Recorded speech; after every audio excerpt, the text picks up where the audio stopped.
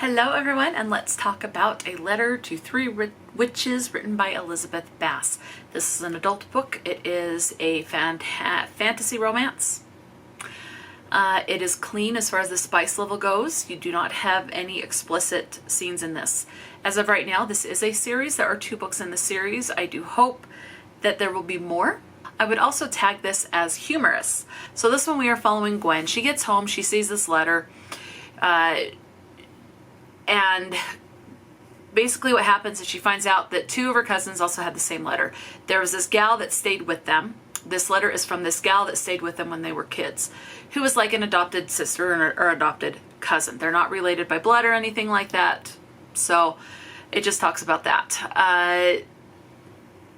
It's this ominous, I'm going to be out of town or I'm leaving and one of your lovers is going to be with me. So they're trying to figure out, so Gwen has a boyfriend, she has a cousin who is married, and then another cousin who is also dating someone, but they're thinking he might not be for one of the cousins, might not be it because he's in a gay relationship, so a male-male relationship, although we do come to find out that he's actually bisexual, so hey, there's always a possibility he could leave the man for this woman, but you'll find out later. Gwen's parents own this like cupcake place. Her one cousin that's married makes cupcakes for said cupcake place. And things start to happen. When people eat a cupcake, magical things start to happen. Like feelings are amplified. So use your imagination. I don't want to say more than that because that would spoil stuff. Gwen, she has an aunt that they kind of don't have great thoughts about. This aunt is very crabby, very grumpy, not one that people want to hang around with, and things like that. But because of the events that these cupcakes and these letters have put into motion, Gwen does need to get the help from said aunt, and certain secrets from the past are revealed that sheds to light new things about this aunt, to where things aren't as crabby, grumpy as she thought they were. So someone that these group of people know gets turned into a toad, and so they do enlist the help of said aunt to try to untoadify this person. They are aware that they do have family history of magic, but they have an ancestor who cast a spell, bad things happen. It created like this, what we know as this dust bowl. That's how us mere mortals refer to it, but the witches know it was actually magic caused. And there was a ban placed on magic for this family and their descendants from the ancestor that caused this kerfuffle. Well, because these magical powers have been suppressed for a couple of generations, it starts to bubble up, and of course they don't know what's going on and how to control said powers that are bubbling up. And then chaos just ensues and goes from there. What else can I say? So they're going about that. There is a cat familiar. 99% of this book you do get from Gwen's perspective, but you do get the occasional chapter that is told from this cat familiar's perspective.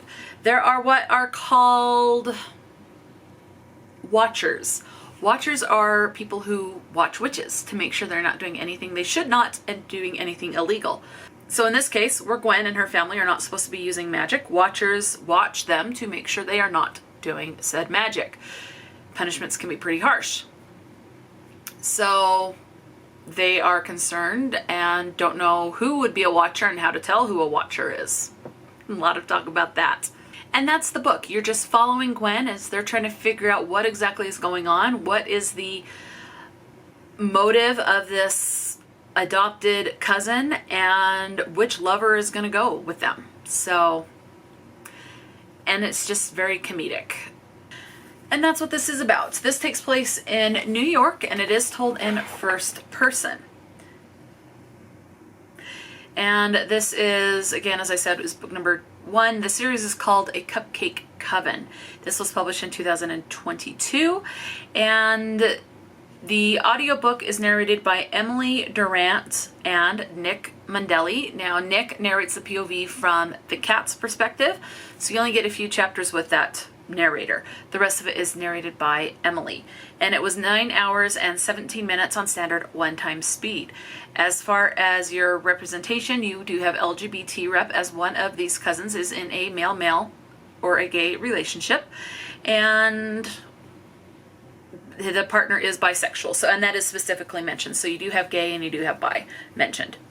As far as your content and trigger warnings, the only thing that I was able to specifically pull is that you have talk about an affair and worry about that and things like that. So, and that's really all that you need to be concerned about. As far as any racial diversity, it's going to be up to your imagination. Now, in case you're still on the fence, let's tell you about the words in case there's one you want absolutely nothing to do with. We have the word God 19 times, not in a religious context. Damn 8. The word suicide 1 time. Piss once. Damn it 4. Screw 4. Hellscape once.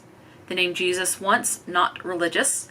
OMG once. WTF once. Jackass twice. Hell 9. Prude once, and bitchy once. This was 292 pages. And the main character I did forget to mention, she is, if you want an older protagonist, the main character is 39 years old. Now, and I know I'm not perfect at this, but I would like to read the author bio that's in the book. So the about the author, here it is. It says Elizabeth Bass lives with her husband on Vancouver Island in British Columbia, where she writes and astounds the locals with her makeshift French. An elderly cat or dog can typically be found in her apartment, and even during the busiest day, Elizabeth usually finds time to sneak in an old movie. She is the author of many smartly written books of romance and women's fiction, including Summer Days, Life is Sweet, and Whenever Grace is Needed. Writing as Liz Ireland, she is the author of Mrs. Claus and Santaland Slayings and Mrs. Claus and the Halloween Homicide. She loves to hear from readers and can be found on Facebook, Twitter, or at elizabethbass.com. So I will try to remember to link some of the author's information in the description boxes, especially the website. But A Letter to Three Witches, I am really looking forward to book number 2 in this series. Personally, I originally checked this one out from the library, and I enjoyed this one so much that I had to get my own copy, especially, and then I had to, because I wanted to continue the series, I also got the second book. So I do have the second book on deck, but this was great. This was just fun. A lot of toe-defying and honing your magical witchy powers when you didn't know that you actually had them. You know there was history of them, but you weren't supposed to use them, and so you didn't know you used them, and so you're using your powers unknowingly. It's pretty comedic. It had me giggling quite a bit, hence why I had to buy my own copy. So let me know, have you read this? Have you read anything else by Elizabeth Bass or Liz Irish? Or was it Ireland? Liz Ireland. So that's her pen name. Let me know if you read anything by this author. Talk to me in the comment section below, and until next time, stay true to yourself and enjoy a good book, and I will talk to you later.